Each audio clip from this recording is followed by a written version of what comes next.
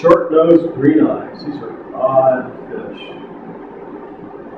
I mean, the museum is like a library. It's sort of in the middle. It's really serving every entity on campus, as well as, so you've got legs to these stools, right? You've got the administration and allocation of resources on campus. You've got the general public, which expects, we don't charge for admission, they expect, is this all you got? They expect a good show, right? They expect entertainment / education / something to do. And then we built this. And so what's in there are artifacts from sites.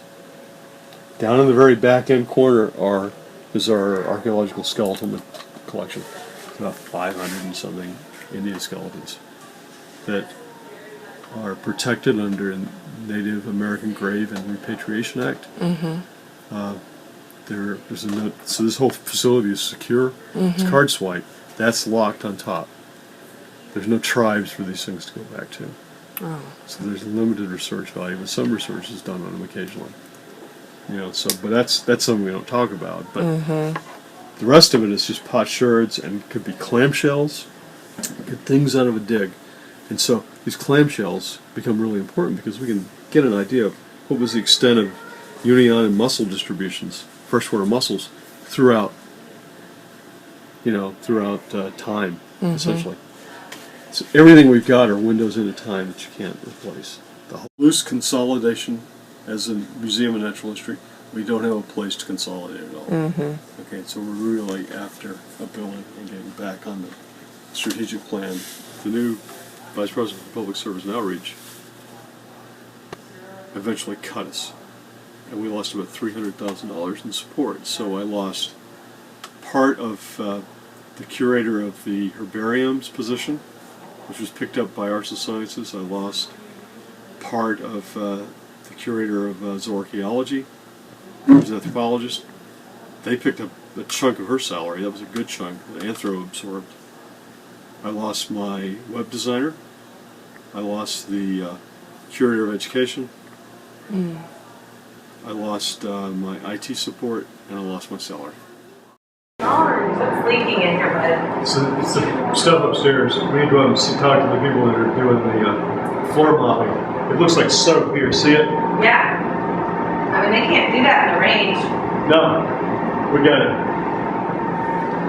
It's just lucky that we didn't. For the museum to succeed, we need continued support of the university administration. We need support from the public.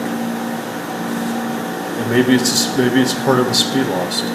This is something that's really important to the Adams community. A museum of natural history that people can go see for themselves, they can bring their children to, school groups can come to it, with all the varied diversity of programs that are there.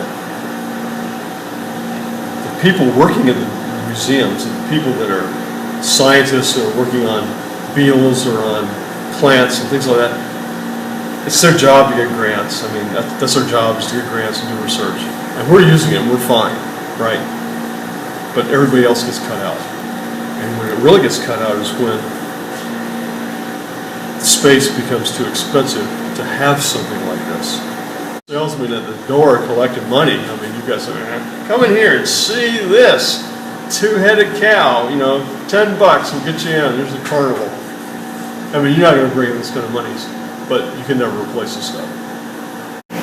So if you have nobody running the place, and no staff, and they cut the staff away, what's going to happen to it? Someone's going to say, we need the space for something else. And this is too important to see that go. So that's why I'm not a retired individual right now. I'll be 63 next week.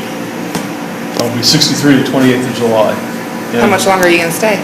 Until probably I'm 71 or 72. It's going to take that long to get this going.